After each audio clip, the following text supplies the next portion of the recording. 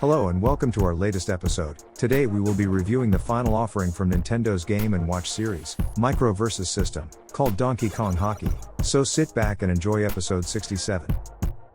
This unit was given the production code of HK-303, being first offered for sale November 13, 1984, and was credited with selling approximately 250,000 units worldwide. As in common with both previous Micro vs. System consoles, the instructions booklet sports the photograph of the unit on its cover. The first 2 pages of this booklet are given over initially to the table of contents, and this is followed up by a nicely labeled schematic of today's handheld, identifying both controls and in-game characters. Then the booklet moves on to offer a detailed section on battery insertion and maintenance, which is helpful as the battery cover is quite soft, easily damaged and reasonably complex. As with all Game & Watches, setting the time was a serious component of this unit. Digital watches and clocks were very expensive during the early to mid-80s, so a vital part of the sales pitch was the clock and alarm function. Today we YouTubers and reviewers almost exclusively focus on the actual gameplay, and that's fully understandable. But what's lost is the context of the watch component. This should not be forgotten, as digital watches were extremely expensive, to the point of being a luxury item during this era. Donkey Kong Hockey, as we've just mentioned, is the last Game & Watch in the Micro vs. System series. Here Donkey Kong and Mario are playing field hockey, which we'll talk more about later. The object of the game is quite simple. It is to score goals against the opponent, but you'd better look out for the referee in those crazy spots which alter the course and speed of your ball. The selection of Game Mode A is the single-player option, where you compete against the computer. Game Mode B is the 2-player option, and worthy of mention is the fact that this game is the only Micro vs. System manufacturer that does not support a 2-player handicap function. 2 other, let's say, unique things that are associated with the Micro vs. System of Game & Watches is their ability to pause gameplay. The second is their use of Joy-Cons. I've watched and read hundreds, or perhaps thousands of Nintendo-related articles and videos. Many purport to offer the definitive account of every Nintendo controller. They go on to show many obscure and limited variants, but what I've noticed is the consistent absence of today's cute little round detachable Joy-Cons appearing in any of those reviews. The unit's caution and warnings are followed by the specification statements, and as with all my reviews, please feel free to pause the video at any stage to read the booklet in detail. So this Mario vs. Donkey Kong Hockey game has a bone of contention associated with it. And that is, does the Game & Watch depict field hockey, or is it supposed to be ice hockey? Well, that's a question that's not as easy to answer as you'd think. I'm kinda guessing that the designers were not really worried about the details during development, and just made a generic hockey game. Okay, I'll try to give a balanced and reasoned answer as to why I believe it's meant to be field hockey.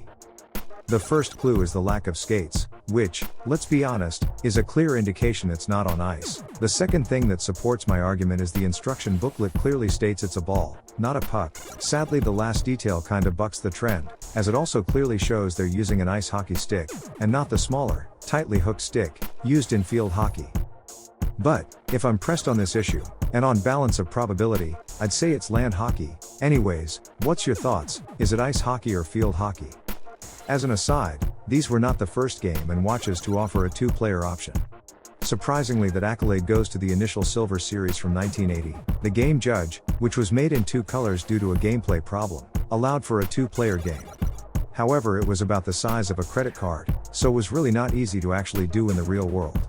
If you are interested in the Game & Watch called Judge, please look at episode 16 here on our channel, or follow the link in the description section below. Launched in 1984, the Versus system was also an arcade variant, and it was a commercial success in the United States, with about 100,000 arcade cabinets being sold. Although based on Famicom games, it was the highest-grossing arcade machine of 1985. And as we're rounding out the Micro vs. System here today, with the review of Donkey Kong Hockey finishing up the series, I'd like to acknowledge the full range, with Donkey Kong 3 from our last episode, and Boxing, or Punch-Out that started our review of these unusual Game & Watches a few weeks ago. With their brightly colored metal faceplates, and that massive Nintendo logo, positioned front and center, together with their ingenious, yet super cute round little Joy-Cons, I'm surprised how little success the Micro vs. System actually made. Collectors have never really taken to these games. Prices were always on the low side, although they are climbing. Maybe they were too different, perhaps a little too large, who really knows, but they are arguably right up there with the panorama screen range, when it comes to design ingenuity. So I guess it's about time we looked at some representative gameplay. The basic requirements are to score 10 goals against your opponent. Remember that the referee in those crazy spots will deflect the ball, so be careful there. Playing this game takes some practice, as the ball is quite difficult to hit, and the ball speed varies, adding a further degree of difficulty to this fast and exciting game. As we join the gameplay, Mario has just forged ahead with the first goal, but Donkey Kong soon reciprocates and evens up the score with one apiece. Those moving, bracketed E-type parentheses, are the crazy spots. They will change the direction and speed of the ball. You'll also notice the referee will fade in and out of existence, adding more uncertainty to the trajectory of that ball. Well, things look evenly matched here, with Mario scoring his second goal, only for Donkey Kong to equalize within seconds. This is obviously Game Mode A, which means Donkey Kong is the computer and Mario is the actual player. As you likely just saw there, Donkey Kong scored again, only for Mario to even up the score mere seconds later. This is a very evenly matched game. But Mario seems to be getting the hang of things and takes the lead, adding points to his advantage. The computer, represented here by Donkey Kong, is adaptive in its game skill level response, so it may sometimes appear as a somewhat easy opponent. But, bear in mind, if the score slides too far in the player's advantage, the computer definitely ups its game. Interestingly, this would prove to be the last Donkey Kong game until Donkey Kong debuted much later on the Game Boy. Called simply Donkey Kong, it was developed for the Game Boy, and was released in 1994. It is a faithful remake of the arcade classic Donkey Kong, but with many extras. Looking back at the gameplay, we see Donkey Kong has a single point advantage, but, before you know it, Mario evens up the score once again in this tight matched game. With such an evenly matched game, I'd like to talk a little about the screen. It is a liquid crystal display, but unlike the tabletop series, panorama screen series, and even to a lesser extent the Super Color series, no attempt was made here to add color to the gameplay. What we have is the same colored foil underlays that first appeared in the Gold series, way back in 1980, to give any illusion of color. So these guys have 7 goals apiece at the moment, but who'll take the lead? And more importantly, will they keep it? Remember, in this game, the winner is the first to score 10 points. Would you believe it, now they're tying at 8 apiece. This game is in all honesty a real cliffhanger. Any advantage to one player is instantly lost. Well, I guess we will see soon enough who'll get those prized 10 points.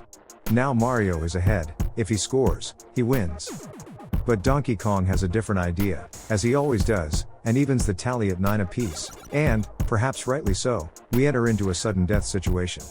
This is the last point that they're fighting over here, and it all boils down to this. Simply stated, what we're watching is man versus machine. And just like Terminator, sadly, the machines win. Donkey Kong, with a big helping hand from the referee, beat Mario, but what becomes apparent is the gameplay reminds me of another Nintendo game I've played, and reviewed here on our channel. In episode 7, we looked at the 1977 color TV game 6, which was a Pong clone, and, to be honest, the gameplay is nearly identical. Well, that just about wraps up what I have to say about today's star in focus, Donkey Kong Hockey. This, as I've said several times, completes the micro versus system range, so next episode we'll be moving on to the new, and ultra rare Crystal Screen series, which in my very humble opinion, is the hands down prettiest systems of the entire Game & Watch range. I'll finish up with our traditional photographic montage, and politely ask that you like the video, by giving us that much sought after thumbs up. Better still, sign up for a subscription. It's free and helps profile our channel, but mostly, I'm really happy we got time to share our story with you. Thank you all so much. I hope to see you all back next week for the start of our Crystal Screen series reviews.